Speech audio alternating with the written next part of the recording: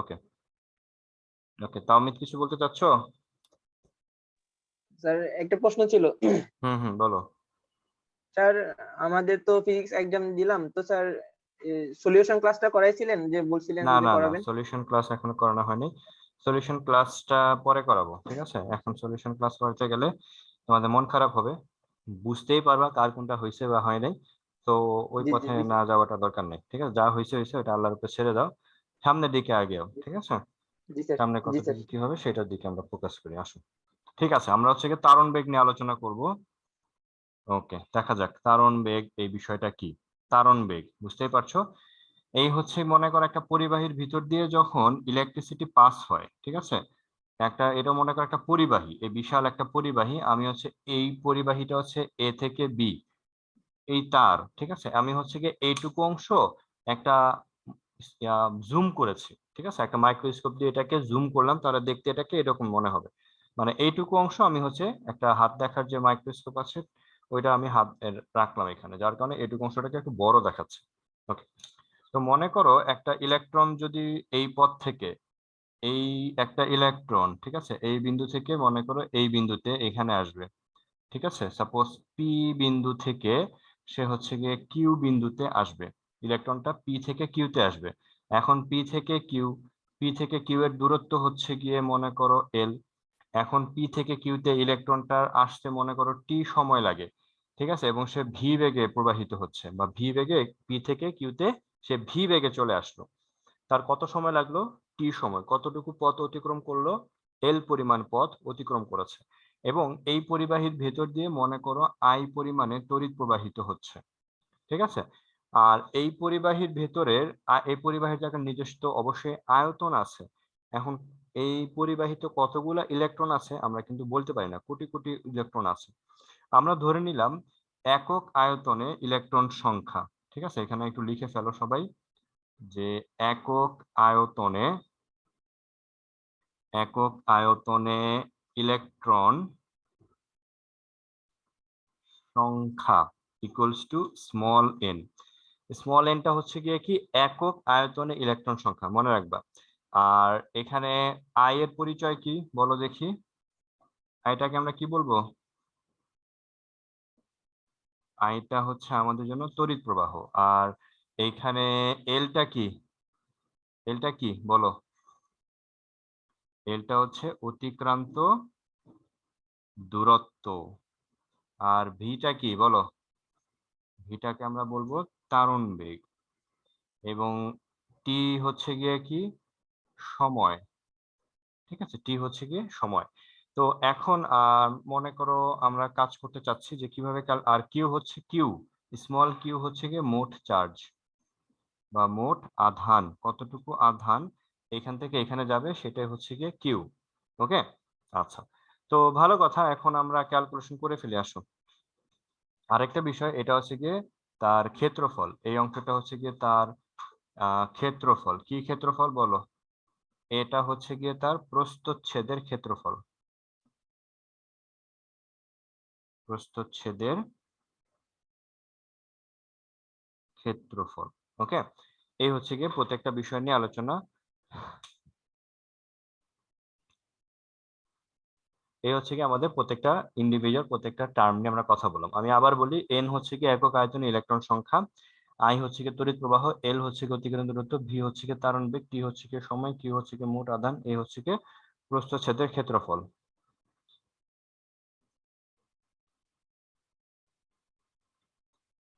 এইটা হচ্ছে কি আমাদের মোট আমাদের ক্যালকুলেশন, বা প্রত্যেকটা টার্ম নিয়ে আমরা কথা বললাম।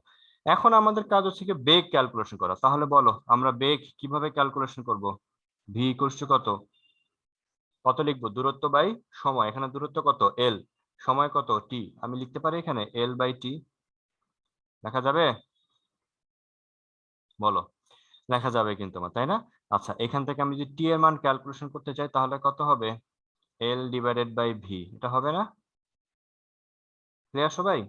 লিখতে পারবো কিন্তু আমরা, এটাকে আমরা দিয়ে রাখি 1 নং ইকুয়েশন, ঠিক আছে? আবার আবার আমরা দেখো তো এই জিনিসটা পড়েছি কিনা, যে I equals to Q divided by T, মনে পড়ে? I equals to Q by T. বলো এখানে কিউ মানে কি?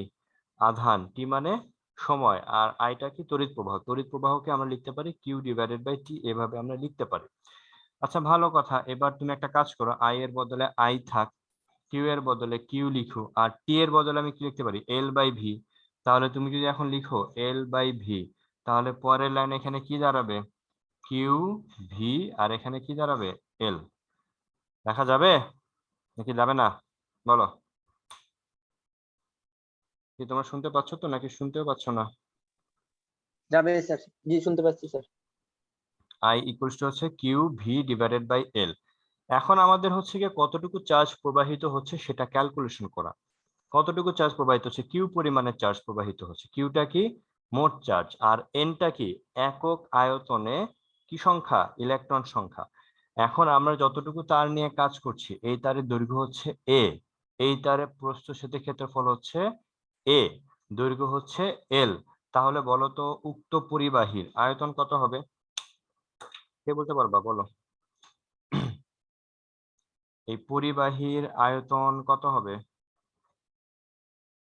উক্ত পরিবাহীর আয়তন, আয়তনকে যদি আমি এভাবে বড় হাতের ভি উপরে এভাবে চিহ্ন দিয়ে লিখি, তাহলে আয়তন কি লেখা যাবে? প্রস্থচ্ছেদের ক্ষেত্রফল ইনটু দৈর্ঘ্য লেখা যাবে? বলো, জি স্যার। জি লেখা স্যার। যাবে। আচ্ছা, এটা লেখা গেল। ভালো কথা, এটা হচ্ছে আয়তন, এটা হচ্ছে পরিবাহীর আয়তন হচ্ছে ক্যাপিটাল বি হচ্ছে এ ইনটু এল, প্রস্থচ্ছেদের ক্ষেত্রফল ইনটু দৈর্ঘ্য। আচ্ছা, তাহলে মোট চার্জ, মোট চার্জ কি লিখতে পারবো আমরা? মোট আধান, মোট আধান এখানে কিউ এর বদলে লেখা যাবে যে এন হচ্ছে গিয়ে একক আয়তনে ইলেকট্রন সংখ্যা।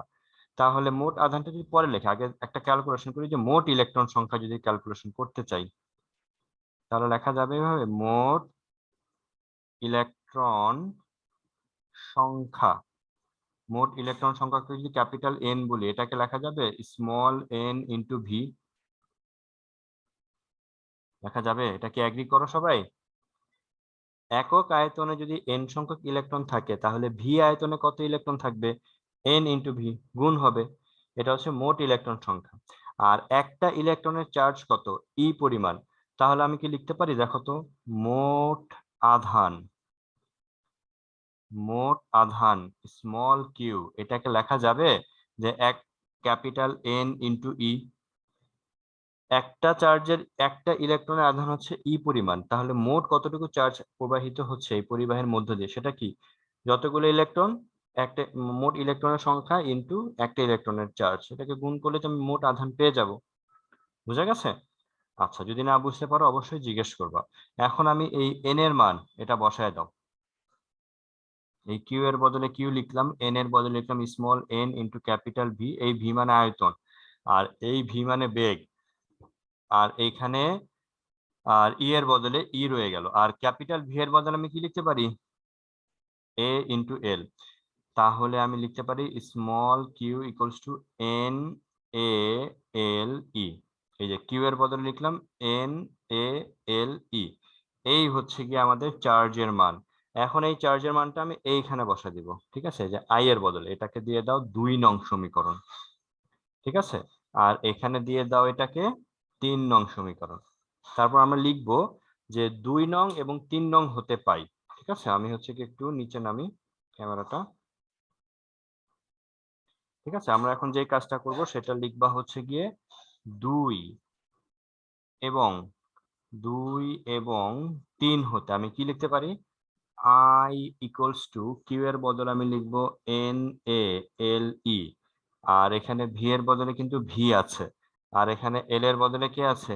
এল আছে। এখন দেখো এল এল কেটে গেল, তাহলে কি হয়ে গেল? আই ইকুয়ালস টু কত দাঁড়াইছে? বলো দেখি। I equals to n A V into E. ঠিক আছে, I equals to n A V E, এটাই হচ্ছে কি আমাদের তড়িৎ প্রবাহের মান। এবং এখান থেকে আমি ভি এর মান, ভি মানে কি? তারণ বেগ, তারণ বেগ খুব সহজেই ক্যালকুলেশন করতে পারবো। সবাই বুঝতে পারছি ম্যাথ সূত্রের প্রমাণটা? এই সূত্রটা এভাবে আসছে। এখানে আই মানে হচ্ছে তড়িৎ প্রবাহ, এন মানে হচ্ছে একক আয়তনে ইলেকট্রন সংখ্যা, এ মানে হচ্ছে প্রস্থচ্ছেদের ক্ষেত্রফল, ভি হচ্ছে তারণ বেগ, আর ই হচ্ছে ইলেকট্রনের আধান। আর কোনো কনফিউশন আছে থাকলে বলো। সবাই বুঝতে পেরেছি? জি স্যার। ওকে, এবার বলো। আমি এখানে অনেকগুলো সিম্বল লিখেছি, প্রত্যেকটার একক নিয়ে আমরা একটু কথা বলবো। এটুকু পর্যন্ত লেখা হয়ে গেলে আমরা হচ্ছে কি প্রতিটা একক নিয়ে একটু কথা বলি। নিচ থেকে শুরু করি, হ্যাঁ? বলো, প্রস্থচ্ছেদের ক্ষেত্রফল, এটা একক কি? এসআই একক বলো। প্রস্থচ্ছেদের ক্ষেত্রফল, এটা একক কি হবে? বলো তো। Metre square. Metre square. আধানের একক কি? কুলম্ব। সময়ের একক কি? সেকেন্ড। কুলম্ব। বেগের একক? সেকেন্ড। বেগের একক মিটার পার সেকেন্ড। দূরত্বের একক? M is inverse 1। দূরত্বের একক মিটার। তড়িৎ প্রবাহের একক? অ্যাম্পিয়ার। আর একক আয়তনে ইলেকট্রন সংখ্যা, এটার একক কি? নেই মনে। একক কি? এম্পিয়ার। একক আয়তনে ইলেকট্রন সংখ্যা, এই যে স্মল এন, এটার একক কি? স্যার টি। একক আয়তনে ইলেকট্রন সংখ্যা, টি। টি মানে কি? টাইম? না স্যার, মানে সংখ্যা এত টি, ওই টি ও এর না কথা বলছি। না না না, এখানে একক আয়তনে ইলেকট্রন সংখ্যা স্মল এন এর একক। ওই টি তো কোনো একক না, ওটা তো হচ্ছে গিয়ে তার মানে বলা যাচ্ছে একক নাই নাকি? জি স্যার। একক আছে, ঠিক আছে, একক কারণ আছে। বেগকে কি দিয়ে প্রকাশ করব?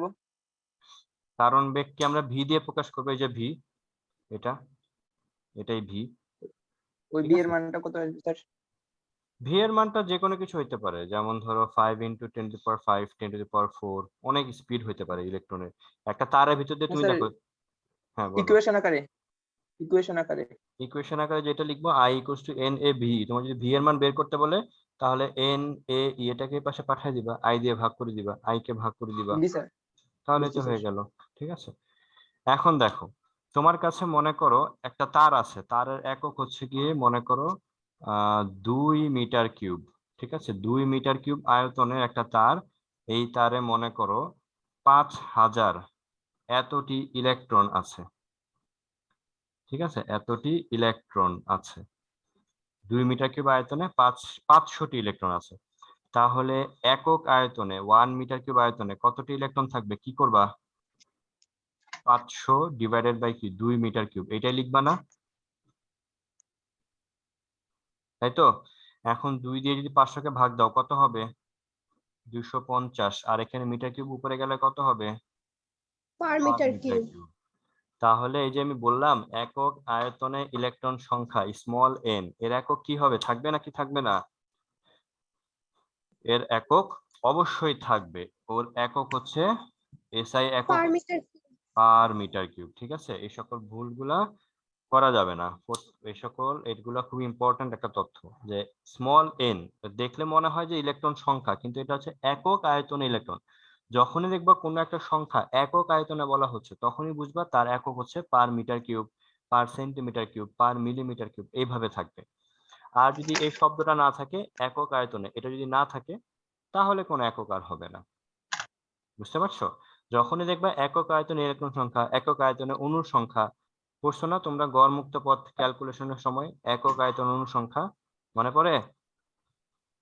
একক আয়তন অণুর সংখ্যা, সেখানেও কিন্তু তুমি দেখেছো যে একক এটা পার মিটার কিউব হয়। ঠিক আছে, তো যাই হোক, আমরা এখন এই ম্যাথ গুলা ভালো মতো করে করার চেষ্টা করব। ঠিক আছে, এখন এগুলো আমি মুছে দিচ্ছি, একটা ম্যাথমেটিক্যাল প্রবলেম সলভ করার চেষ্টা করি। ঠিক আছে, ওকে। ম্যাথমেটিক্যাল প্রবলেম আমরা করব, সেটা হচ্ছে বই থেকেই করি। ক্লাসে তো আমাদের হোমওয়ার্ক দেওয়া হয় নাই, কারণ হোমওয়ার্ক দেওয়ার মতো যথেষ্ট আলাদা আলাদা করে কোনো কিছু ছিল না, সবকিছু একসাথে থাকার কারণে হোমওয়ার্ক দেওয়া হয় নাই।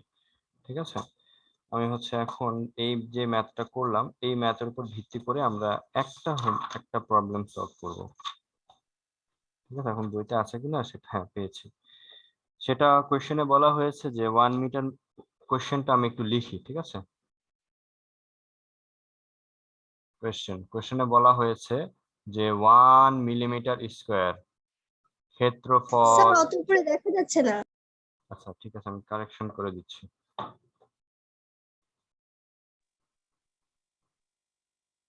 এখন ঠিক আছে, রাইট? 1 মিলিমিটার স্কয়ার প্রস্থচ্ছেদের ক্ষেত্রফল বিশিষ্ট 1 মিলিমিটার ক্ষেত্রফল বিশিষ্ট, ঠিক আছে, কোন পরিবাহীর 1 মিলিমিটার ক্ষেত্রফল বিশিষ্ট কোন পরিবাহীর মধ্য দিয়ে 10 অ্যাম্পিয়ার বা 10 অ্যাম্পিয়ার তড়িৎ প্রবাহিত হচ্ছে। 10 অ্যাম্পিয়ার তড়িৎ প্রবাহিত হচ্ছে, ঠিক আছে। প্রতি ঘনমিটারে মুক্ত ইলেকট্রনের সংখ্যা, এখানে বলা হয়েছে যে প্রতি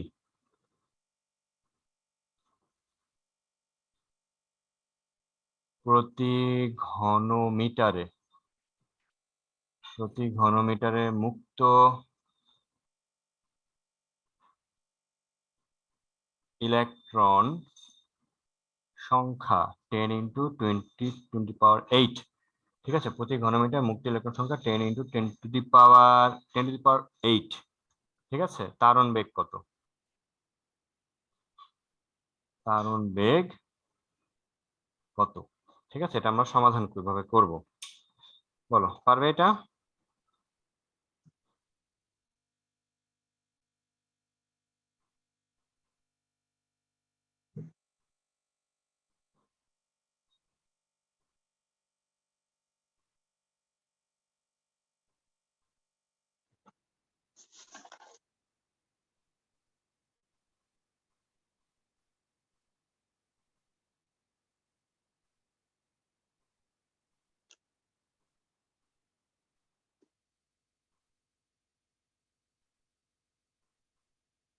কি পারবে এটা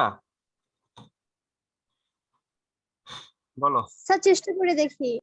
এখানে আমরা হেল্প করি, হ্যাঁ। এখানে এটা কার মান? 1 মিলিমিটার স্কয়ার, বলো এটা কিসের মান? স্যার এর মান, এটা হচ্ছে এর প্রস্থচ্ছেদের মান ক্ষেত্রফল। 1 মিলিমিটার স্কয়ার। এটা কি এসআই একক? না, এটাকে এসআই এককে নিতে হবে, মিটারে নিতে হবে। মিটারে নিলে কি করব? 1 × 10⁻, কত 3 না 6? এটা 6 দিলে এটাকে মিটার স্কয়ার চলে যাবে। আচ্ছা, ঠিক আছে। 10 অ্যাম্পিয়ার, এটা কার মান? এটা হচ্ছে তড়িৎ প্রবাহ আই। এটা হচ্ছে 10 অ্যাম্পিয়ার। আর এখানে 10⁻28, এটা কিসের মান? এন এর মান। কিসের? Small N, right. এটা হচ্ছে 10⁻28। একক কি লিখবো? একক হচ্ছে ঘনমিটার, তাই না? এটাকে লিখতে হবে এভাবে, পার মিটার কিউব। আর চার্জের একক কি? ইলেকট্রনের চার্জ 1.6 × 10⁻19 কুলম্ব।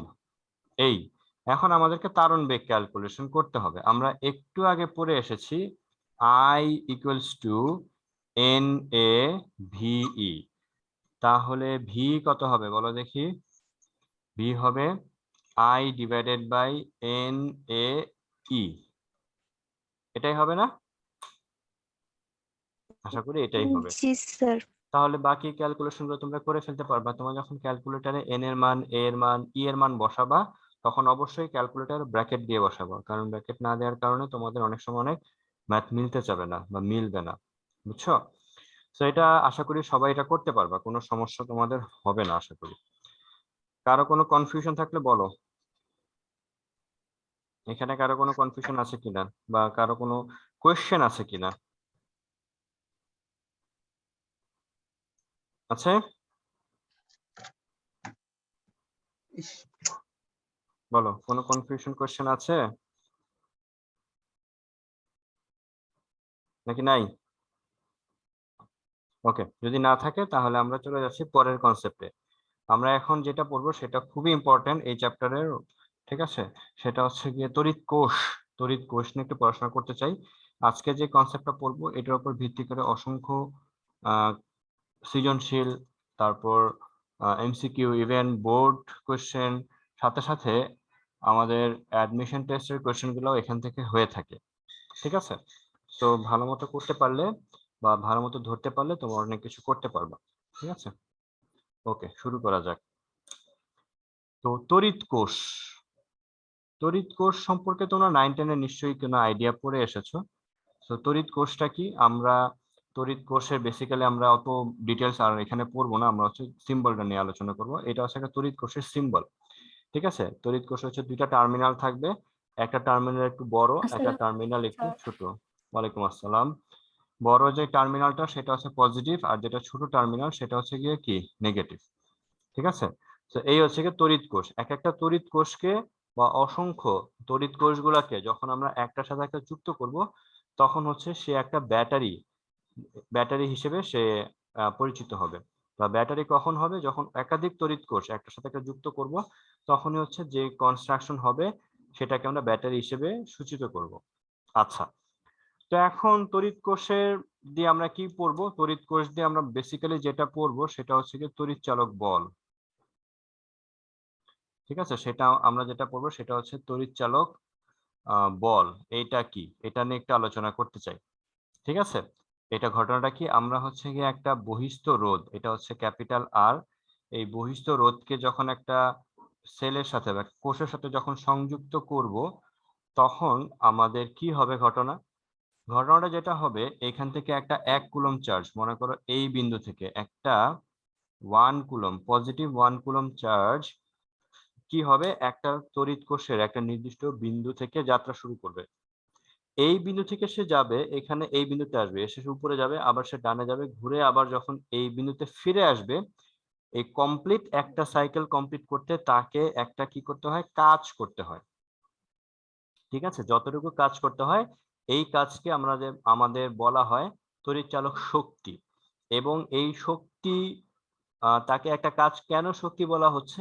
কারণ হচ্ছে গিয়ে এই যে আধানটা পজিটিভ 1 কুলম আধান একটা তড়িৎ বর্তনীর একটা নির্দিষ্ট বিন্দু থেকে যাত্রা শুরু করে আবার সে ঘুরে ওই বিন্দুতে আসছে, তাকে একটা কাজ করতে হচ্ছে, এই কাজকে বলা হচ্ছে তড়িৎচালক বল। কথা হচ্ছে তাহলে তড়িৎচালক বল কাজ বললেই তো হইতো, তড়িৎচালক বল কেন বলা হচ্ছে? কারণ হচ্ছে এই যে ইলেকট্রনটা বা একটা পজিটিভ 1 কুলম চার্জ এই বিন্দু থেকে যাত্রা শুরু করে ঘুরে আবার আসলো, সে একটা কাজ করেছে, তাকে একটা শক্তি খরচ করতে হয়েছে। এখন এই যে সে শক্তি খরচ করছে, তাকে সে একটা কাজ সম্পূর্ণ করেছে। কাজ মানে কি, তাকে একটা বল প্রয়োগ করতে হয়েছে। এই বলটা কে প্রদান করেছে? এই বলটা হচ্ছে এই কোষ, তড়িৎ কোষটা হচ্ছে তাকে প্রদান করেছে।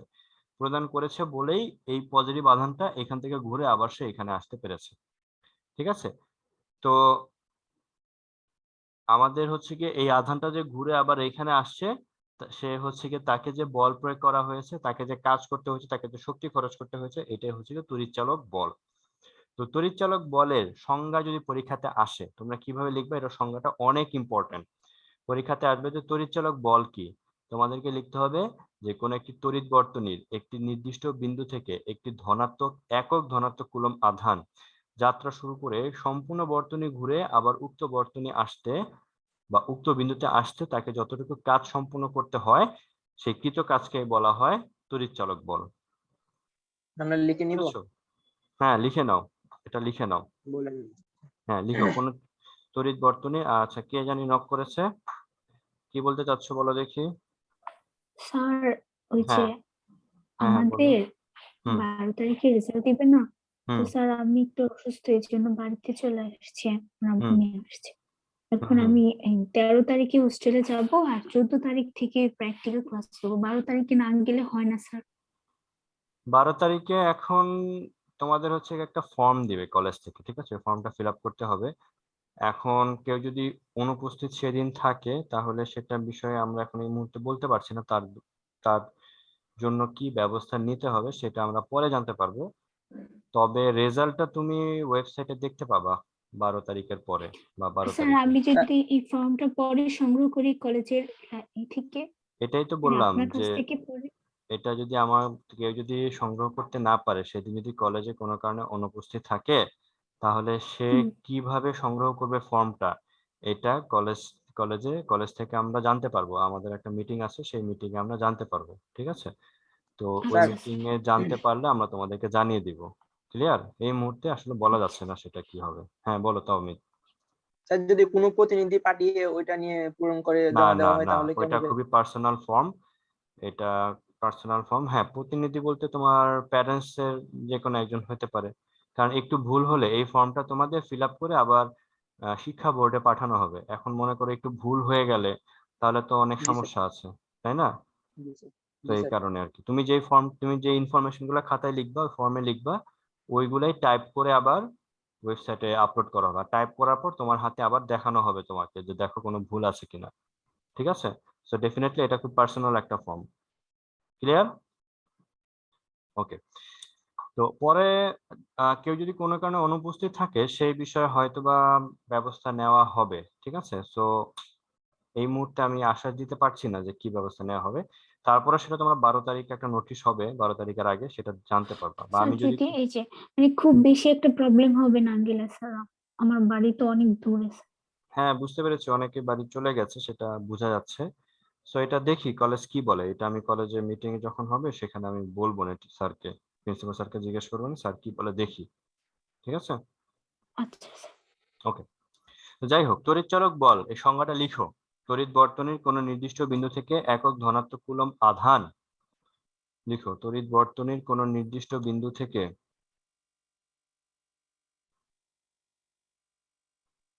একক ধনাত্মক কুলম্ব আধান উক্ত বর্তনীর ওই বিন্দুতে ফিরে আসতে কৃত কাজকে তড়িৎচালক বল বলে।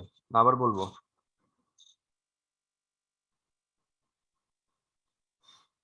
লিখছো?